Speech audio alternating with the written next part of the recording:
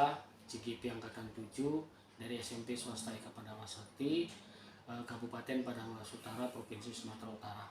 Nah, di sini saya ingin melakukan praobservasi kepada salah satu rekan guru yang ada di SMP tempat saya bekerja.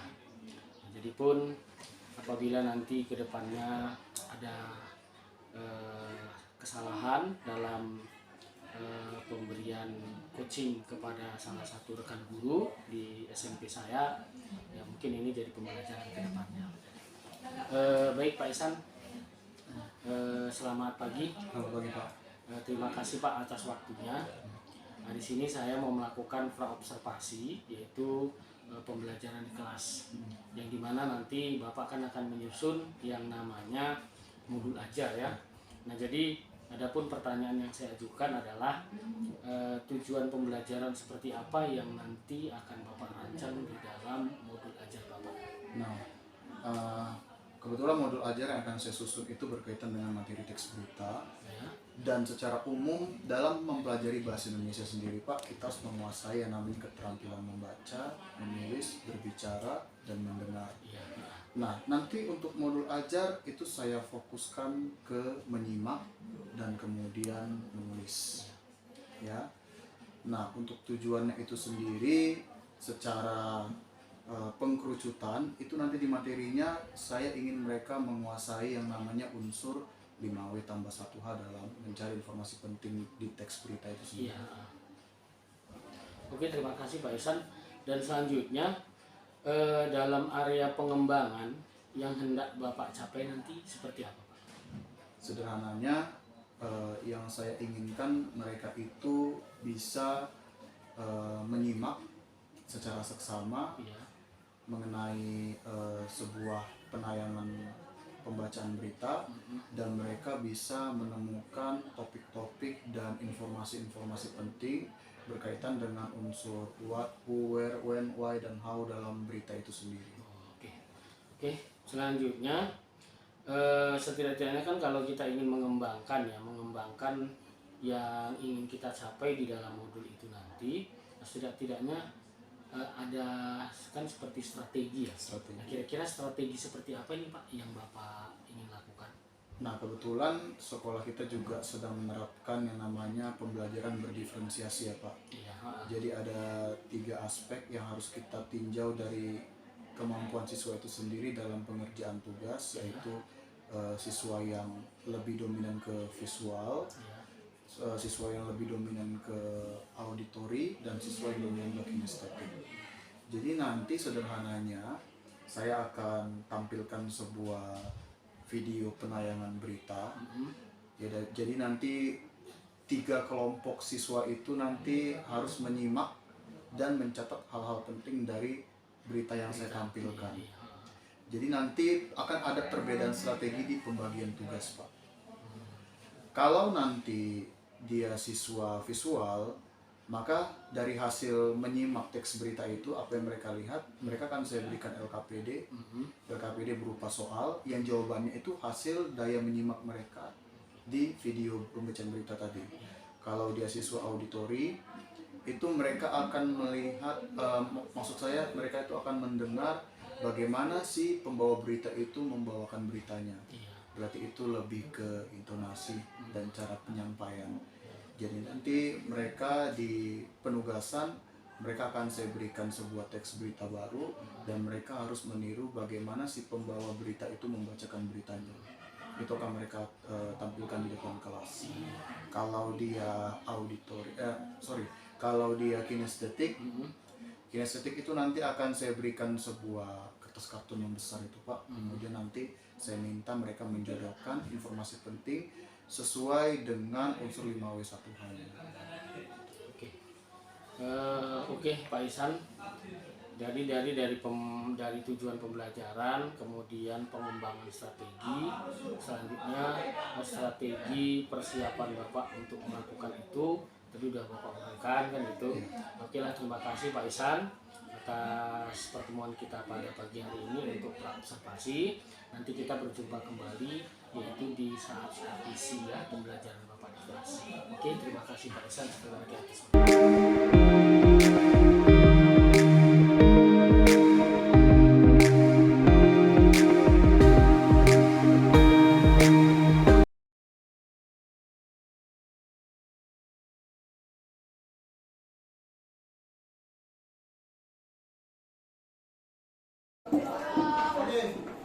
Selamat siang dan salam sejahtera bagi kita semua.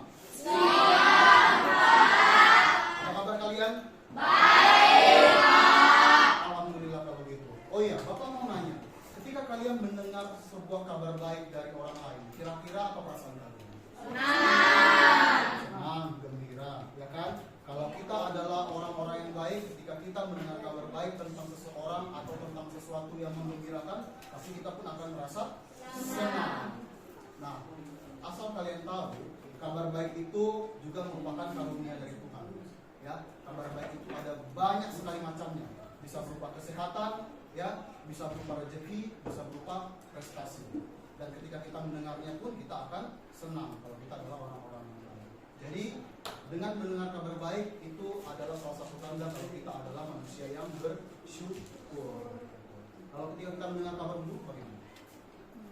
Sedih ya, karena itu berita yang tidak menyenangkan untuk didengar atau dilihat, ya kan? Oke, sekarang begini, Bapak mau nanya, kalian suka menonton berita? Bapak dulu nggak suka nonton berita. Kenapa nggak suka? Membosankan. Oke, Bapak mau nanya begini, kira-kira berita-berita itu bisa disiarkan di mana aja?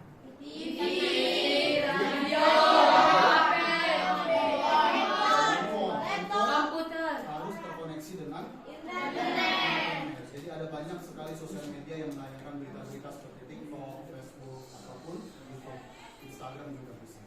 Ya, jadi kalau Bapak bertanya begini, berita itu fungsinya apa sih? Siapa yang tahu? Memberi kabar. Oke, yang lain?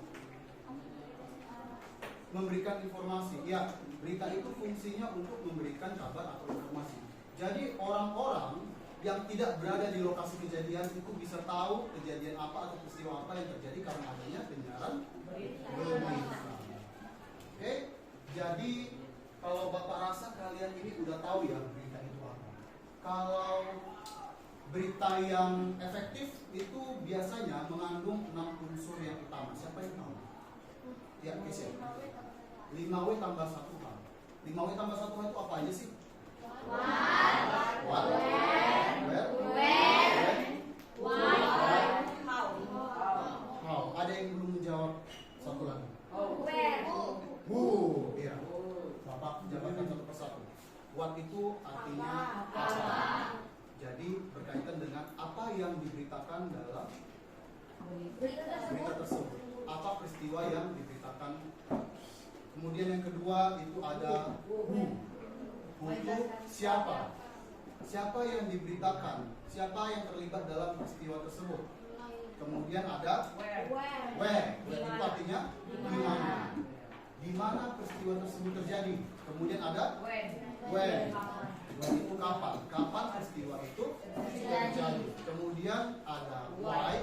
Artinya kenapa atau mengapa? Kenapa peristiwa tersebut bisa terjadi? Dan yang terakhir adalah how. Bagaimana peristiwa tersebut terjadi? Paham ya? Oke, sekarang Bapak akan menampilkan sebuah berita. Ya, ada seseorang yang akan membacakan sebuah berita. Yang harus kalian simak, betul-betul dipahami. Kemudian kalau perlu kalian catat hal-hal penting sesuai dengan apa yang kalian tonton dan dengar. Ya, Bapak akan memutar videonya 3 kali. Dan ini bukan termasuk video yang lambat. Jadi orang ini agak sedikit cepat membacakan beritanya. Tapi Bapak yakin kalau kalian mudah menangkap, akan mudah mendapatkan informasi. Jadi saran Bapak, kalian nanti harus membuat catatan kecil untuk mencari atau mengambil informasi-informasi penting yang dibacakan oleh si pembaca berita nanti. Oke?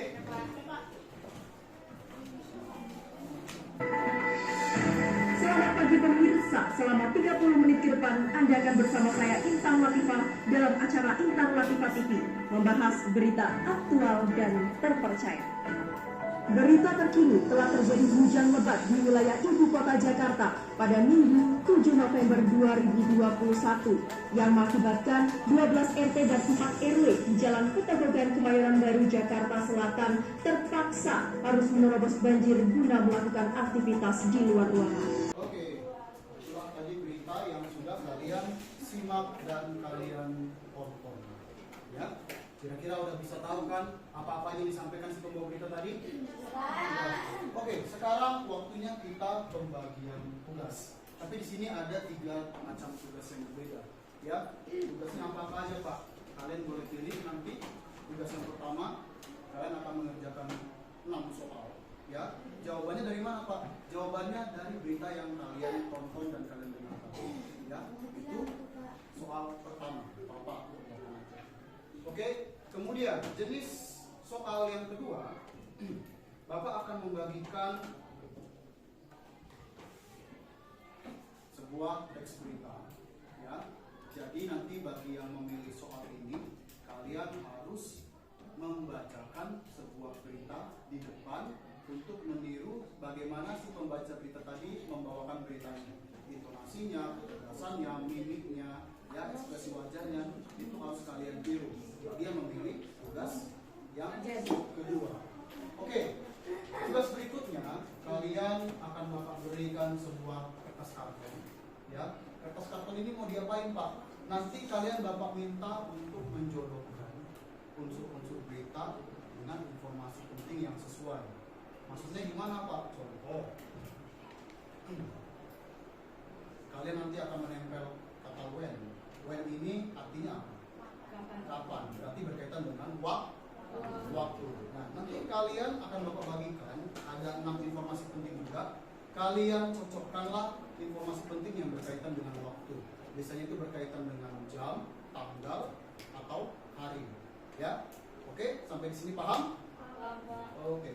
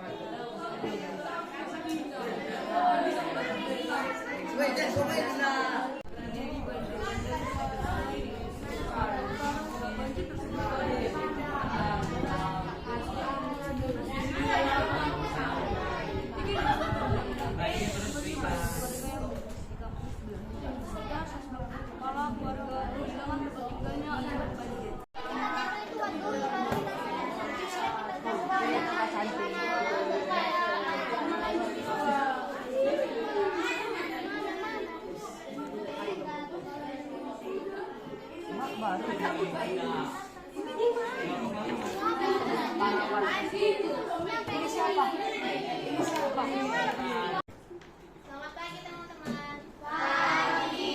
Nah, di sini kami dari kelompok 1 ingin mempresentasikan hasil dari kerjasama kami. Sebelum kami mempresentasikannya, kami ingin memperkenalkan diri kami. Pertama, perkenalkan nama saya Eviantini dan di sebelah saya ada Marvel, sebelahnya lagi ada Rahel, dan sebelahnya ada Wahyu, sebelah Wahyu ada Kelvin. Nah, soal pertama akan dibacakan oleh Marvel. Soal pertama, apa yang terjadi dalam berita tersebut? Jawabannya, peristiwa banjir di daerah ibu kota Jakarta Selatan. Soal 2, apa peristiwa dalam Telah terjadi banjir bandang di sekitar Sungai Deli, Sumatera Utara. Banjir tersebut bermulai dari hujan yang deras dari sejak pukul 19 WIB sampai pukul 9 WIB. 3 desa terendam dan akibat banyaknya keluarga yang menguasai di kampung sebelah. Sekitar 150 kepala keluarga kehilangan tempat tinggalnya akibat banjir. Pemerintah Sumatera Utara segera memberikan bantuan berupa makanan, tempat penguasaan air bersih, minuman, obat-obatan, dan baju layak pakai. Sebelumnya sudah pernah terjadi banjir di desa ini sekitar 2 tahun yang lalu. Namun, banjir tahun ini lebih besar ketimbang tahun lalu.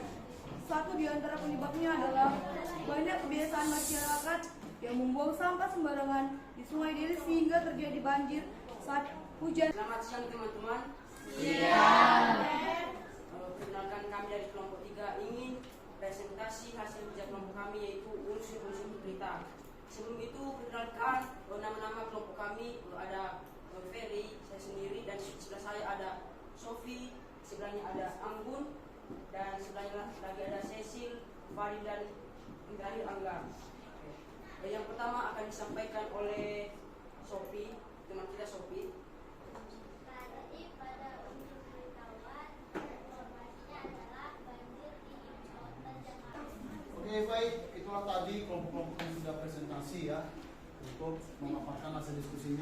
dari tayangan video yang sudah Bapak tampilkan tadi di depan. Oke, ada yang mau bertanya mengenai materi kita pada hari ini? Ada kelompok 1, kelompok 2, kelompok 3, 4, 5, 6, tidak ada. Kalau tidak ada yang bertanya, kalau Bapak yang bertanya pasti bisa menjawabkan. Oke, Bapak mau bertanya, kira-kira apa kesimpulan materi kita pada hari ini? Siapa yang bisa menjawab? Ya.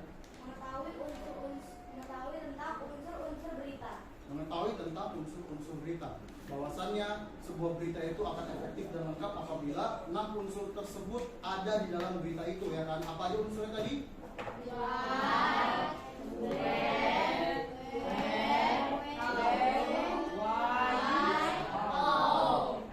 Who, where, when, why, dan apa. Jadi keenam unsur ini harus dipenuhi dalam sebuah berita. Oke, apabila tidak ada yang bertanya lagi, tidak menanggapi lagi, berarti Bapak merasa sudah paham ya semuanya. Nanti Bapak akan berikan tugas kalian di rumah. Silakan buka buku bahasa Indonesia dulu.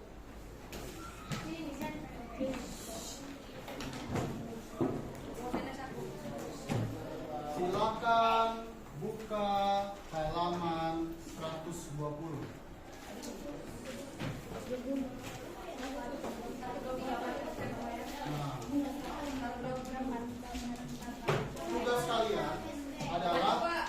Nah, tugas kalian adalah menjawab soal-soal di halaman 120 untuk memperkuat pengetahuan kalian kembali mengenai materi berita beserta unsur-unsurnya. Oke, dikerjakan di rumah. Hari Selasa depan harus Oke, sebelum kita menutup pembelajaran, ada baiknya kita berdoa. Siapa yang mau memimpin? Wahyu atau Ferry? Wahyu aja deh. Wahyu. Siap, Bra. Sebelum kita pulang, marilah kita berdoa. Berdoa dimulai.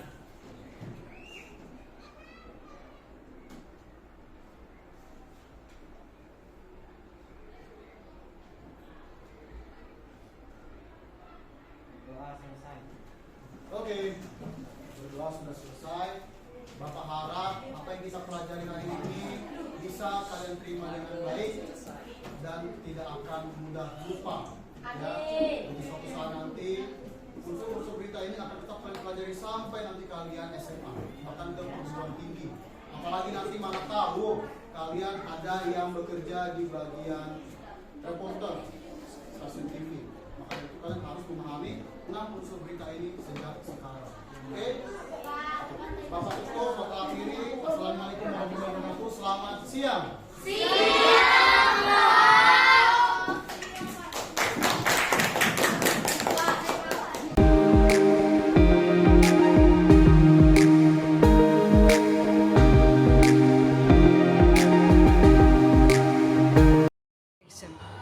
Assalamualaikum warahmatullahi wabarakatuh. Perkenalkan, nama saya Mansa, CGP Angkatan 7 dari SMP Swasta Eka Pandawa Sakti. Di sini saya mau melakukan coaching dengan seorang guru yang dimana beberapa waktu yang lalu sudah melakukan pembelajaran di kelas hasil dari supervisi. Jadi pada saat ini saya ingin melakukan pasca observasi dengan bapak tersebut, yaitu Bapak Ihsan. Jadi marilah kepada Pak Ihsan, kita akan melakukan pasca observasi ya di tindakan kelas yang kemarin sudah Bapak lakukan. Selamat siang Pak Ihsan. Sebentar Pak, kita mau berbincang-bincang soal mengenai pasca observasi ya, yaitu pembelajaran yang sudah Bapak lakukan di dalam kelas kemarin.